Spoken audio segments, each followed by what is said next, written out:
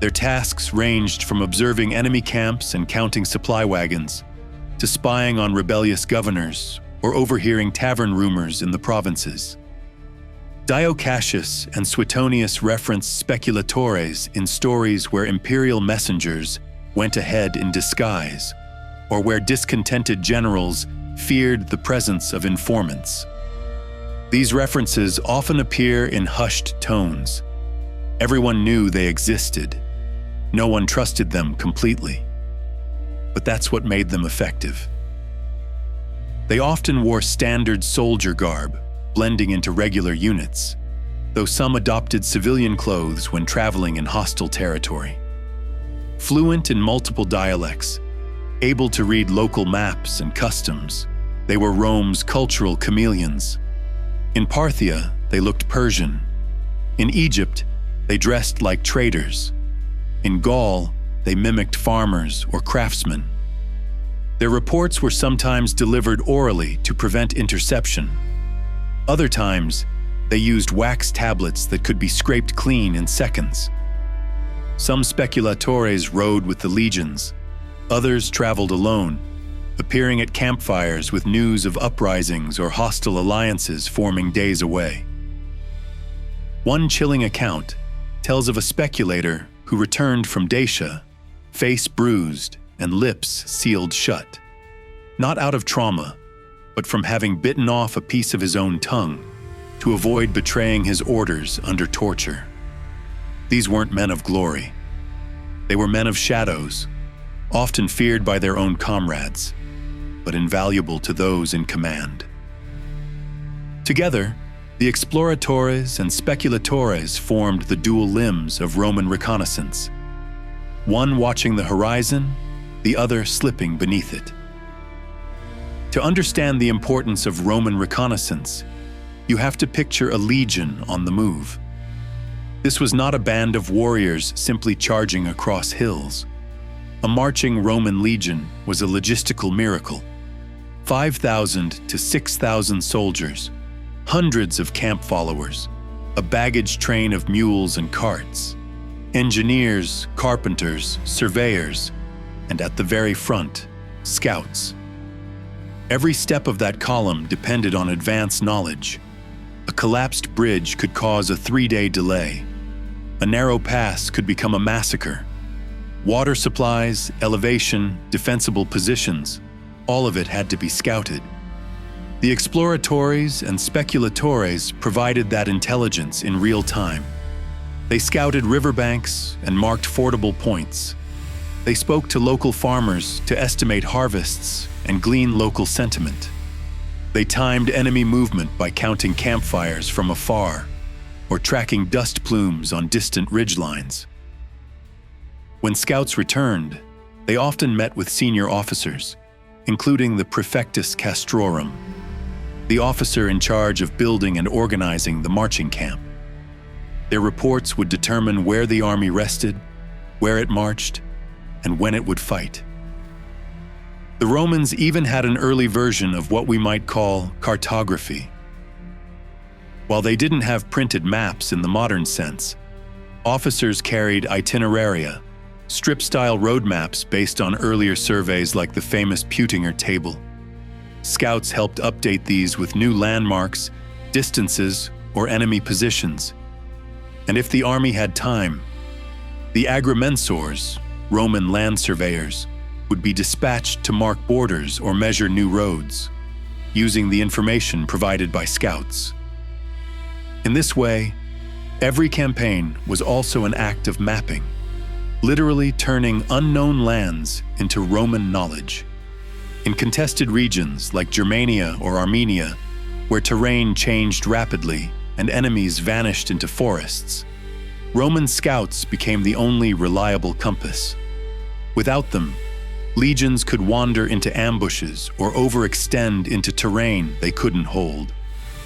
With them, generals could predict enemy behavior, plan alternate routes, or find ground favorable for Roman formations. In short, the map didn't come first. The scout did.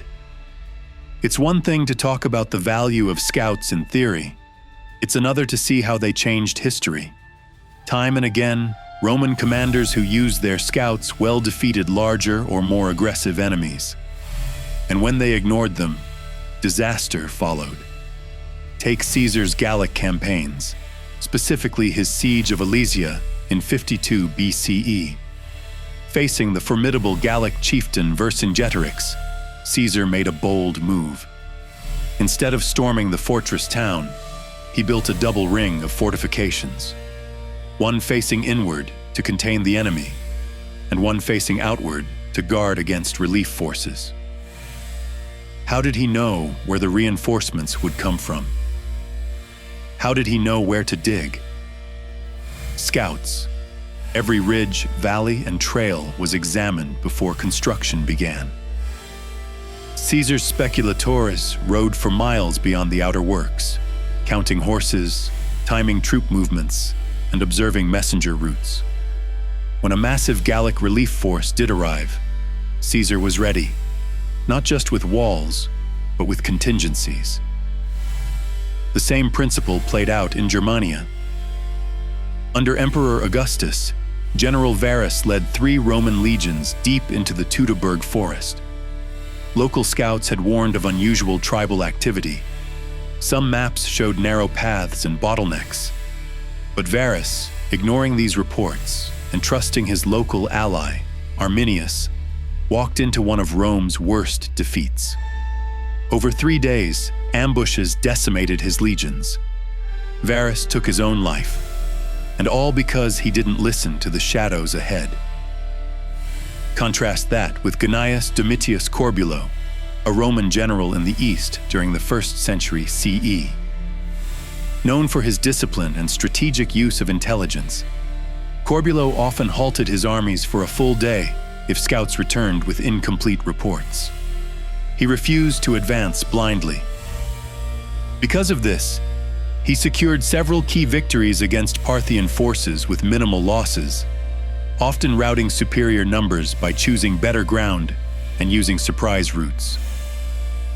From North Africa to the Scottish Highlands, Roman success was consistently tied to how well they knew the terrain, and that knowledge always came from men who went first.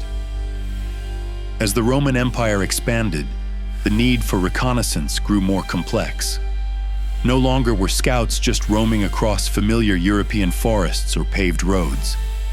Now they were operating in deserts, mountain passes, and war-torn regions, stretching from Britain to Mesopotamia. In the east, Roman scouts faced their greatest challenge. Here they encountered the cavalry-heavy armies of the Parthians and later the Sassanids, foes that relied on mobility, archery, and terrain. Open warfare in Mesopotamia or Armenia didn't follow Roman rules. Battles came fast and vanished faster. It wasn't uncommon for Roman troops to march for days only to find the enemy gone without a trace. That's where the Speculatores and Exploratores adapted again. Rather than just mapping enemy positions, they became observers of rhythm. How many days between caravan sightings? How long did it take smoke to rise after a Parthian warband passed through? Which towns went silent first when trouble was brewing? Some Roman units began to include native scouts, not as auxiliaries, but as specialized detachments. In the Judean campaigns, Jewish scouts helped Roman commanders navigate rebellious towns and desert paths. In Syria and Cappadocia, Arab and Nabatean riders were employed to gather information, deliver messages, and infiltrate hostile villages. Tacitus describes one such use of local scouts during the reign of Emperor Tiberius. In a campaign across Armenia, scouts slipped ahead of the Roman force under night cover, bribed a local herdsman to sabotage a rival garrison's food supply, then returned with directions to a rarely used hill pass that allowed the Romans to flank their opponents. The battle lasted hours. The intelligence behind it took weeks to gather. And just like in the West, when these reports were ignored or dismissed, Rome suffered. In 260 CE, Emperor Valerian marched to confront the Sassanids in Mesopotamia.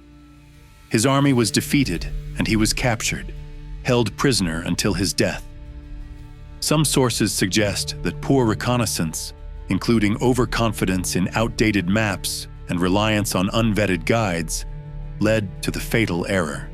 Scouting had long since stopped being an optional feature of Roman warfare. It was, by this point, the foundation of survival. The story of Roman scouts is not one of glory, at least not the kind that made it onto marble statues or coins. There are no surviving monuments to Exploratores, no songs of the Speculatores. Their names, if they were written down at all, are lost to time. And yet, their shadows stretch across every campaign map and military success the Romans ever claimed. Every mile of Roman conquest began with a step taken by someone ahead of the column. A man crouching on a hillside, counting tents.